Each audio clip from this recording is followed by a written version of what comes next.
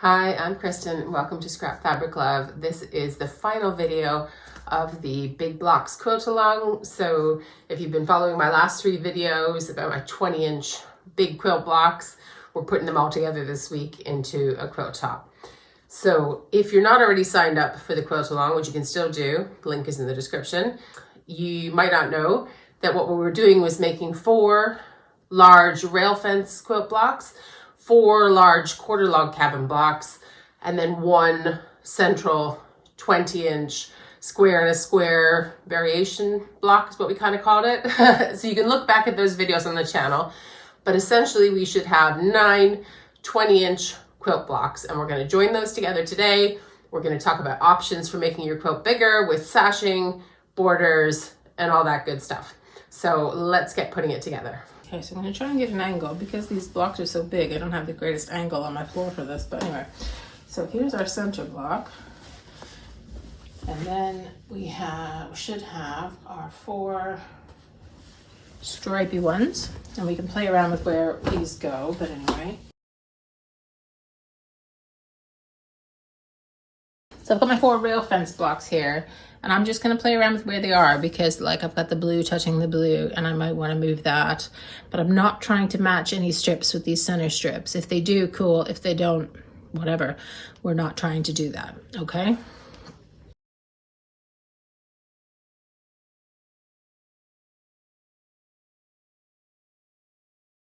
Okay, so I'm kind of happy with that for now, but I'm going to put my little corner blocks on and see whether I want to move anything around then.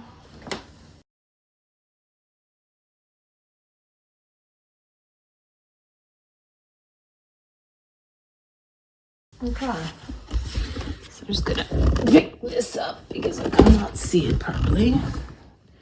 What do we think? I think I'm pretty good with that. I don't think I need to move very much. Maybe that blue one? No, I think I kind of like that. Okay, so once we get to this point, whoop, it is really just a case of sewing it into a 9 patch if you're not going to add sashing, okay? So if you do want to add sashing, this is the time. Basically, it's a case of adding the same width strip in between each of your blocks in each row, going both ways, sort of thing. So for example, if you wanted to add 4 inches of width to each row, you could do a 2.5-inch strip in between, see the purple and the white in the quarter log cabin and the rail fence, and a 2.5-inch strip here. It has to be the same length as the block, so the 20 inches. And you do the same here, here, here, here.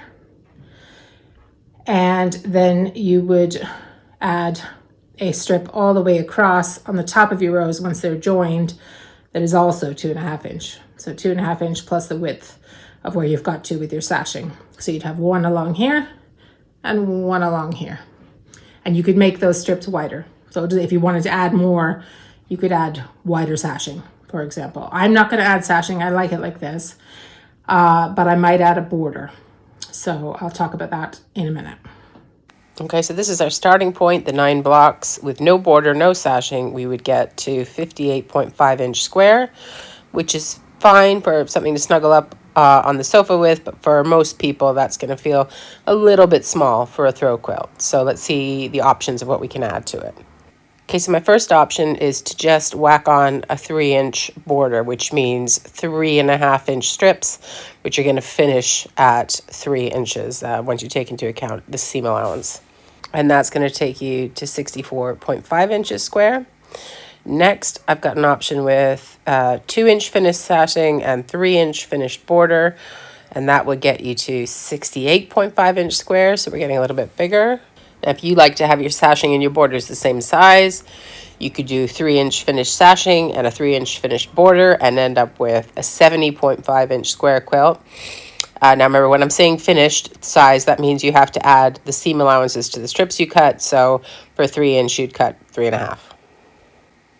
Do you like doubling up your borders? You could make this quilt massive, 76.5-inch square. If you do that 3-inch sashing, 3-inch border, and another 3-inch border, You can go to town with this basically. And here is sort of the option I'm going for. So no sashing, but 2 4-inch finished borders. So I'm cutting 4.5-inch strips. And my quilt's going to finish around 74.5 inches square. But I'm not making 2 white borders. The inner border is going to have some color in it. I'm going to explain it in a minute. I couldn't mock it up on the computer very well, so you'll just have to watch and see what I'm going to do with that. Okay, so I was about to just sew these together, and then I was thinking border, and then I was looking at what I had left over of some of the fabrics that are in here, and now I'm thinking I might overcomplicate my border. You don't need to do this, but I'm going to show you what I'm doing anyway. So I don't know if you can see, but I've got some orange strips here. They're not actually the same fabric. That one's spotty. This one's, with my toes touching, is solid. But anyway, close enough. So what I'm thinking is before I sew them together, I might add the border pieces to the outside of the squares and the side of the outside.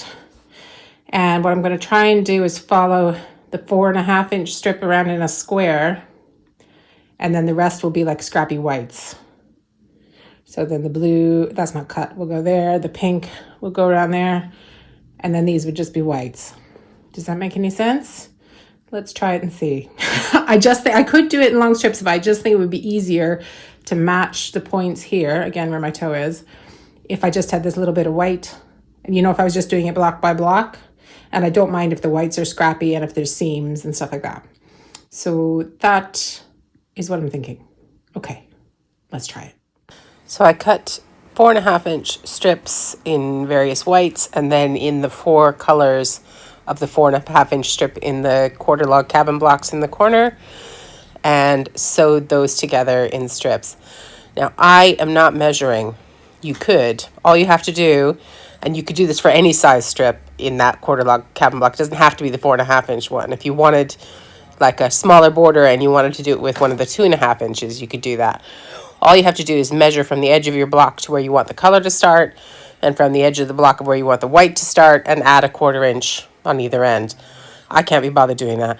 So I just sewed the strip together a little bit longer than I needed on both ends, held it up to the block, and then what I'm doing is trying to match the seam. So you can see there the blue continuing. So what I want to do is nest the seams together between the blue and the white, so that that matches up when I go to sew it together. If I didn't sew the seam the way I needed to nest it, just went back, ironed it the other way, no big deal. So don't stress about that. And then I just put a clip in to make sure I know where I need that to join. Nothing else needs to match up with anything else when I'm sewing it together. So it's really just that one point I was needing to kind of keep in mind. So as you can see, the white strip hanging off the end of my block there, that's the excess that is going to get trimmed off later. And I will use it somewhere else in my sewing room. That's just how my sewing room works. But of course you could measure and cut your strips to exactly the right size. And again, the only place where I need to stop and make sure I'm in the right place is when I want to nest those 2 colors together. So for me, it's the white of what's going to be my border or my background, I guess, and the blue of that square that I'm trying to continue on. Might be different colors for you, but that's basically it. And then we're just continuing down full length of the block, and that's it, really. And then I'm pressing it, and then what I'm going to do is trim off those ends. So I'm going to use my ruler, line it up so it's square, because you can go wrong doing it this way, which is one of the reasons that people do cut strips the right length. But if we line up our ruler with our seam line, and then again with a line on the cutting mat, you can cut a straight line this way and just trim it down. So that's what I'm going to do before I add the strip on the other side of the block. So for the other side, it's the same again. I'm just holding that strip that I've already pieced together that's got the blue and the white, finding the place where it needs to nest, and then I'm going to sew it together. Again, just watching out for that one point where I want to make sure that it meets.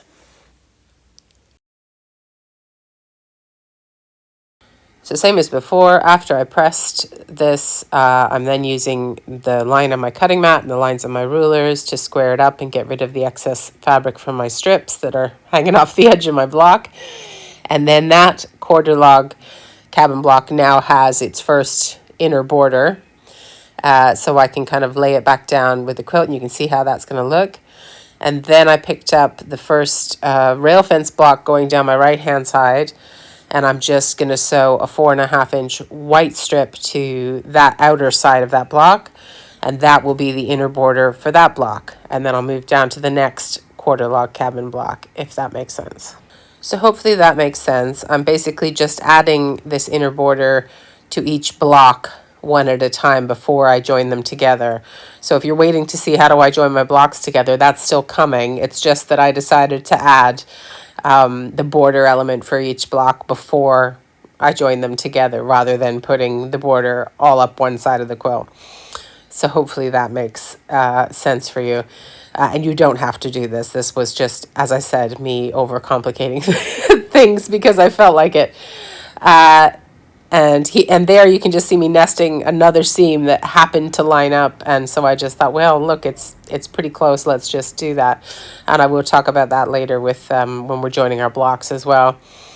Anyway, if you do want to see any of the mock-ups of the border and sashing options and the size of quilts, there's a link in the description to my website to where you can find those graphics and images to refer to as you're deciding what to do for your own border. So I'll show you the blocks with their inner borders on the floor just now, so you can kind of see what I mean. So we're still working with a 9 patch. So now I'm going to sew it into a 9 patch by putting the middle blocks right side together onto the left hand blocks, and then we're just chain piecing.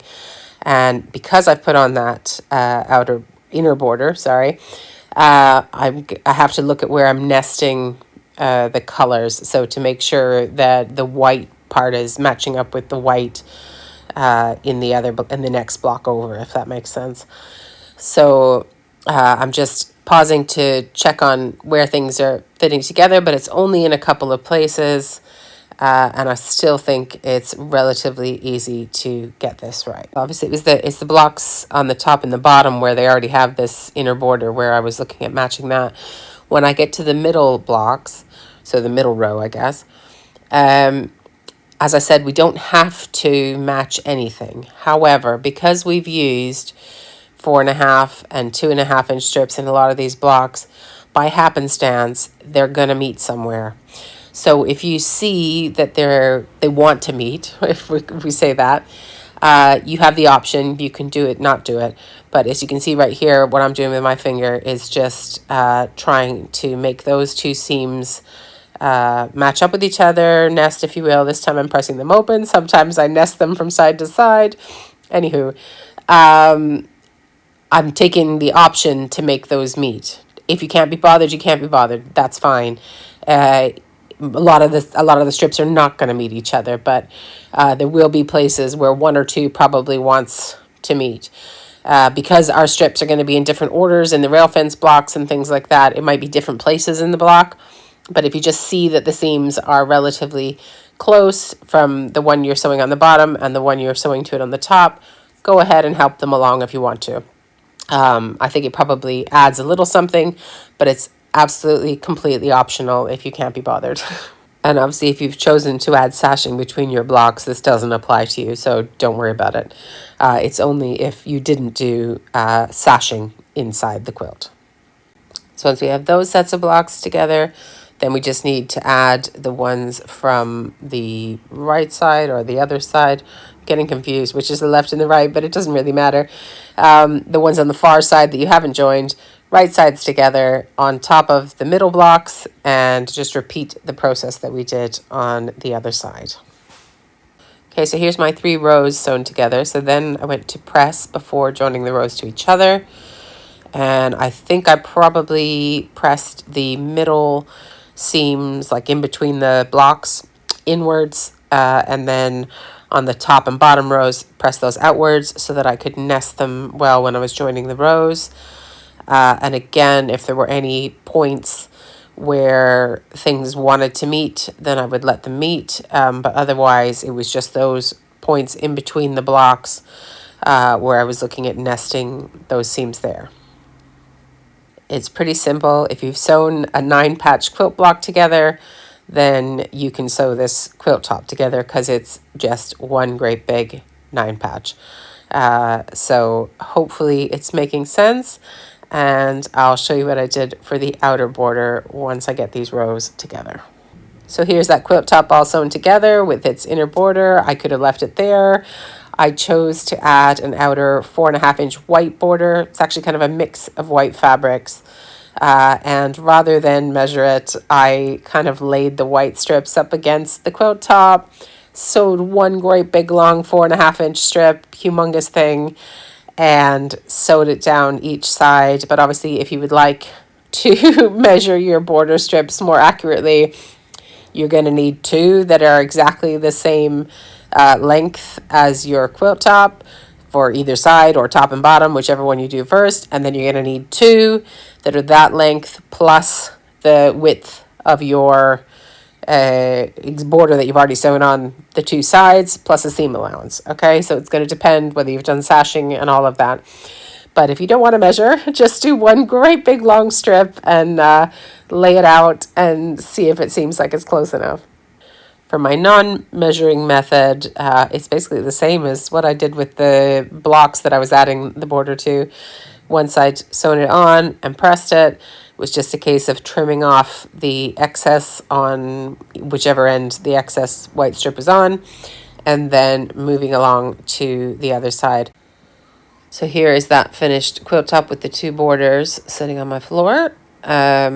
I'm pretty happy with how it's turned out, and then it was just a case of needing to get a backing for it and then quilting it up. So for the backing, I decided to make it a stash buster of all the polka dot fabrics I for some reason have in my sewing room. Pretty sure I bought them from someone on Facebook. I don't know what else I thought I was going to use them for, but anyway, so some of the fabrics appear in the front of the quilt, some don't, but basically scrappy polka dot backing. To quilt it, I used a super simple wavy line design on my Moxie long arm. So basically just freehand wavy lines backwards and forwards, but I used 3 thread colors per pass, so orange, pale blue, and lilac, and I let the wavy lines intersect and kind of weave over each other. So a pretty easy design. You can't get it wrong, and it's fine if the lines touch. Who doesn't love that? And I got it quilted in an evening, so I was pretty pleased about how fast it went.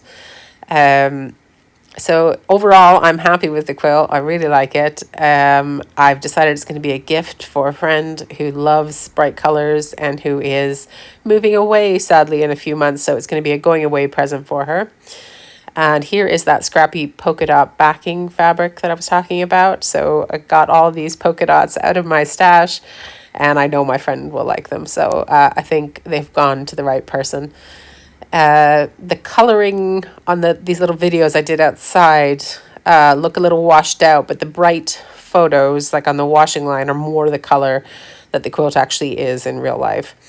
If you are interested in the scrappy binding that I used, I'm going to do a video next week more generally about scrappy binding, but I'll also show you how I made this particular binding for this quilt as well. And if you missed any of the videos, any of the Big Blocks quilt tutorial videos, so all the blocks that made up this quilt, they're still on my channel, and you'll find all the links in the description, as well as the sign up to the quilt along. If you want to start with us from the beginning, even if you're watching this in the future, you can still do it like a quilt along and just watch the videos a week at a time. There are over 1,000 of you who have signed up to this quilt along already, and a few of you have been sending me your quilt block progress. Here are a few of them. If you sent me yours and I've somehow misplaced it, do send it again. Or I would also love to see your finished quilt tops. hello@scrapfabriclove.com. If you've been following along, I hope you've enjoyed this quilt along. If this is your first time visiting the channel, then I hope you'll consider subscribing. And thanks to all of you for spending time with me, and I hope to see you next time. Bye.